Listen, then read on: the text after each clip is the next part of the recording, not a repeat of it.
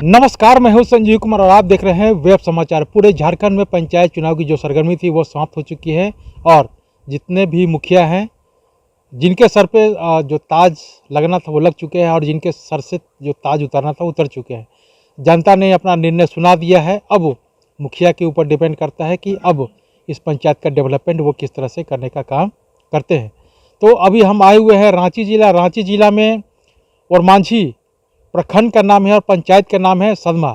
तो अभी हमारे साथ जुड़े हैं निर्वाचित मुखिया हैं सुनील उराव जी हैं। तो इनसे जानते हैं कि और युवा भी हैं तो इनसे जानते हैं कि आप मुखिया बनने का मन कैसे बनाएं और आपको जनता ने चुनने का काम किया है तो इस पंचायत का डेवलपमेंट आप किस तरह से करने का काम करते हैं।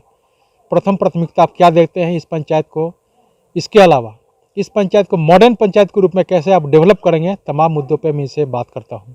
पहले तो आपको वेब समाचार में हमारे जितने भी व्यूवर्स हैं और सब्सक्राइबर हैं उनकी ओर से आपको बहुत बहुत बधाई देते हैं। धन्यवाद सर जी, जो कि आज वेब समाचार आपके चैनल को बहुत बहुत धन्यवाद और आपको भी जो कि चलकर आज सदमा पंचायत के जो मैं जनताओं के द्वारा जो चुने गए निर्वाचित मुखिया के लिए। और सबसे पहले तो मैं अपने पंचायत के सभी जनताओं को आभार व्यक्त करते हुए हृदय से धन्यवाद देता हूं जो कि मेरे पिछले कार्य को देख के हमको चुनने का काम किया है मुझे, और जिस तरह से विश्वास और भरोसा जता के मुझे लाने का काम किया है वो भरोसा को हम तोड़ने का काम नहीं करूंगा और ये आश्वासन और ये भरोसा विश्वास के साथ काम करूंगा। और पिछले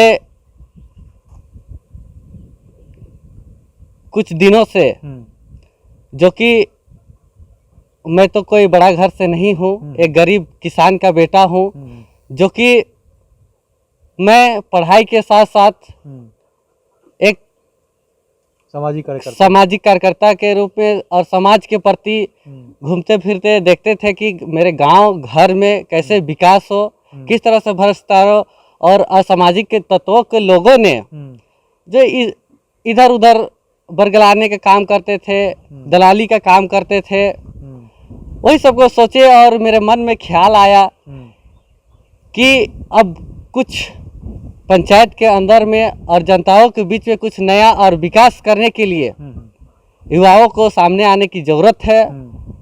और यही ज़रूरत को मन में हमने ठाना और ठान के एक सामाजिक कार्य से जुड़े और जुड़ के हर दुख मुसीबत में लोगों के पास जाने का काम किया। किसी के पास किसी व्यक्ति का मृत्यु हो जाने से वहाँ जाके उपस्थिति रहना, उसका सहयोग करना और मृत्यु में ब्रह्मभोज के लिए उस चावल आटा अनाज और कुछ आर्थिक सहयोग देने का काम किया।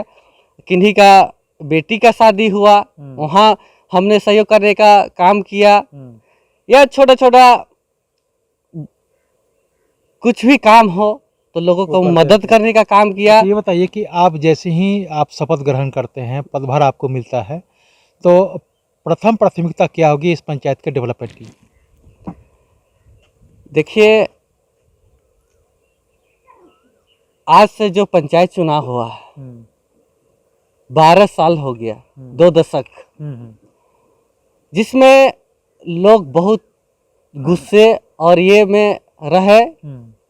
जनताओं को ये हुआ कि 2 दशक पंचायत चुनाव के बावजूद जनताओं ने पूरी तरह से संतुष्ट नहीं है, जो कि एक बेटा पे भरोसा किया है कि जो भी कमी बेसी कार्य बचे हुए हैं और कार्य बहुत से नहीं हुए हैं उसी को आगे नियंत्रण कैसे बढ़ाया जाए और करे और एक गांव का विकास हो और इस पंचायत का मॉडल विकास कैसे हो उस पर विचार करके हमको चुना है। और प्राथमिकता यही रहेगा, जितने भी बुजुर्ग हैं, विधवा हैं, उसको पेंशन, स्वास्थ्य पे मेरा ज़्यादा ये रहेगा, शिक्षा पे रहेगा, नशा मुक्त के आजकल गाँवों में छोटे छोटे बच्चे नशे के शिकार हो रहे हैं, नए नए महिलाएं दीदी लोग विधवा का शिकार हो जा रहे हैं नशे के ये में। तो उसको हमने कम करने का कोशिश करेंगे। और जैसे बहुत से महिलाएं लोग हैं कि रांची रेजाकुली दिहाड़ी मजदूर करने के लिए मजबूर है, तो हमने यही प्रयास करेंगे कि महिलाओं समिति के लिए भी छोटे लघु उद्योग लगा के उसको रोजगार देने का काम करेंगे। और जितने भी मेरे से प्रयास होगा सारा काम करेंगे। और मुखिया तक जो सीमित काम है वो करके उसके अलावे हम एमपी एमएलए तथा केंद्र सरकार राज्य सरकार का जो भी काम है वहाँ से भी लाने का काम करके धरातल में उतारने का उसका काम करेंगे। मतलब जो भी पंचायती राज व्यवस्था के द्वारा जो मुखिया का अधिकार है, जो पंचायत में जो कार्य होता है, उसके अलावा आप एमपी एमएलए से भी फंड लाएंगे ताकि इस पंचायत का हर स्तर पे विकास का काम हो सके। बिल्कुल। अच्छा, युवाओं के लिए आपने क्या सोचा है? युवा वर्ग जो है आप पे भरोसा किए हैं और खुद भी आप युवा हैं, तो गवर्नमेंट जॉब तो नहीं दिलवा सकते हैं, लेकिन स्वरोजगार तो आप उनको दिला सकते हैं। तो कैसे आप देखते हैं इसको? जी, इसके लिए लघु उद्योग लघु कुटीर उद्योग लगा के और बहुत से ऐसे जगह में कौशल विकास और ऐसे इस तरह का मतलब प्रशिक्षण होके सर्टिफिकेट लेके बहुत से सरकार मदद कर रही है। और मदद करके लोन के माध्यम से भी लघु उद्योग लगाने का ये काम किया जा रहा है। उसमें हम ज़्यादा से ज़्यादा बढ़ावा दे के और अपने पंचायत में लाके युवाओं को स्वरोजगार से जोड़ने का काम करेंगे, ताकि जो अन्य राज्यों में जो काम करने के लिए प्रवासी के लिए चले जाते हैं वो जाना ना पड़े और अपने घर में रहे और अच्छे लाभ बेहतर ये जिंदगी से और परिवार के साथ जिए।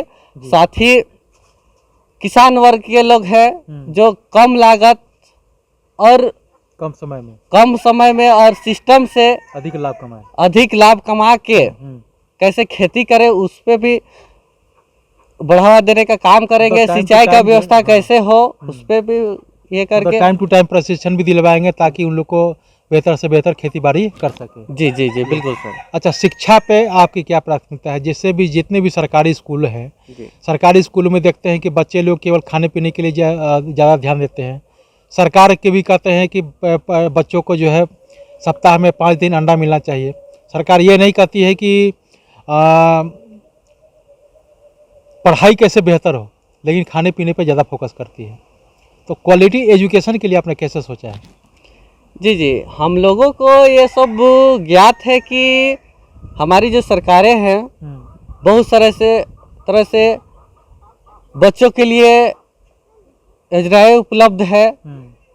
किताब से लेके एक जूता बैग बहुत वगैरह चीज उपलब्ध करा रही है, जो कि उसमें है कि हम हर स्कूल पंचायत के अंदर जितने भी स्कूल है हम वहाँ जाके अपना निरीक्षण करेंगे और वो कैसे बेहतर हो। ऐसा ना हो कि बच्चे सिर्फ खाने के लिए आए और खा के घर जाए और उसका फ्लो ना करे। हम चाहें कि कैसे वहाँ का शिक्षा व्यवस्था ठीक हो। हर स्कूल में एक प्रबंधन समिति का गठन है, उसमें हर समिति और हर महीने गार्जियन मीटिंग होना चाहिए कि मेरे पेरेंट्स मीटिंग होना चाहिए, जो कि मेरे बच्चे पढ़ रहे हैं या शिक्षक जो चीज़ पढ़ा रहे हैं कितने फ्लो कर रहे हैं। रिस्पॉन्सिबिलिटी एक बच्चे के गार्जियन से भी होना चाहिए और टीचर से भी होना चाहिए, ताकि आप जब बच्चे स्कूल में जा रहे हैं पढ़ने के लिए तो क्या शिक्षा ग्रहण कर रहे हैं वो तो भी जानना जरूरी है। और उसी से एक अच्छे शिक्षा का ग्रहण हो ताकि गांव घर का अच्छी तरह से विकास हो, विकसित हो। स्वास्थ्य को लेकर क्या सोचे हुए? स्वास्थ्य का लेकर हर कदम में मैं प्रयास रहूंगा।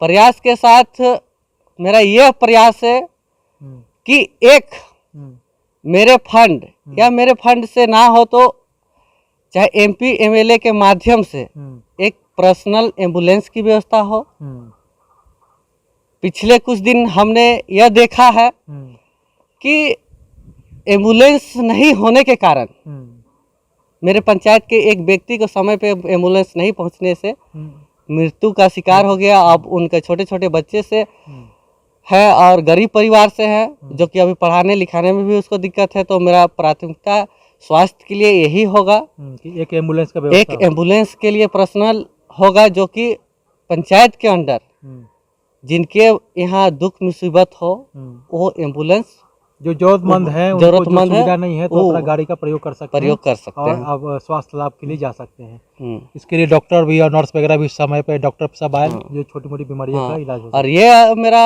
ये प्रयास रहेगा कि अपना पंचायत सचिवालय में और पंचायत के अंदर में उप स्वास्थ्य केंद्र की भी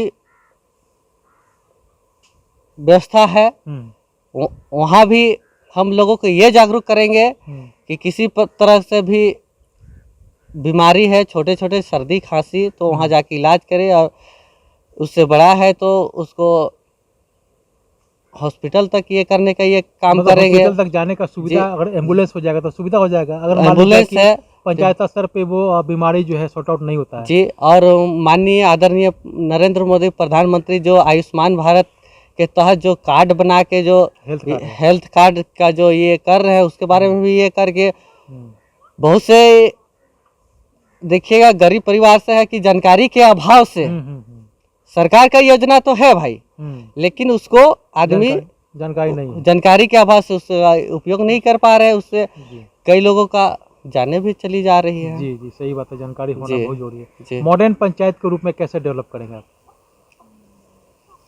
मॉडल पंचायत के हम जनताओं से यही अपील करते हैं कि आप 2 कदम साथ दीजिए, हम 10 कदम बढ़ के हम उसको मिलजुल के साथ काम करके आने वाला समय में एक मॉडल पंचायत, आदर्श ग्राम पंचायत बना के आप लोग के हाथ में सौंपेंगे। जिस तरह आपने इस सहयोग से, इस विश्वास से मुखिया हम पद दिलाने का काम किया है, वही भरोसे के साथ हम जनताओं के बीच में एक मॉडल पंचायत बना के दिखाने। सुनील उरांव जी हैं, स्टूडेंट थे, इसके साथ साथ सामाजिक कार्यकर्ता थे, लेकिन इनके मन में लगा कि जो डेवलपमेंट, जो विकास चाहिए था, जो पूर्व मुखिया है उनके द्वारा नहीं हो पाया है, तो मुखिया बनना चाहिए। और ये लोगों के कहने पे ये इन्होंने मुखिया के लिए फाइट किया और ये विजय हुए।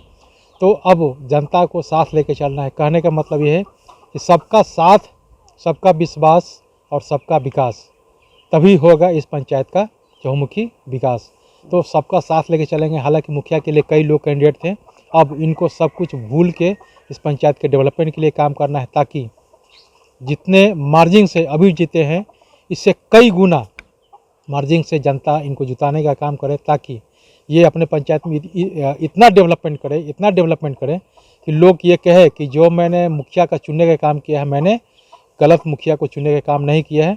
जिसको मैंने चुना है वाकई में इन्होंने इस पंचायत के डेवलपमेंट के लिए काम किया है। तो अब रहा सवाल किस तरह से डेवलपमेंट करते हैं, तो मैं भी इस पंचायत में टाइम टू टाइम आकर मैं देखने का काम करूंगा कि इस पंचायत में जो इन्होंने वादा किया है, इस वादे भी कितने खरे उतर रहे हैं, कितना डेवलपमेंट हो रहा है।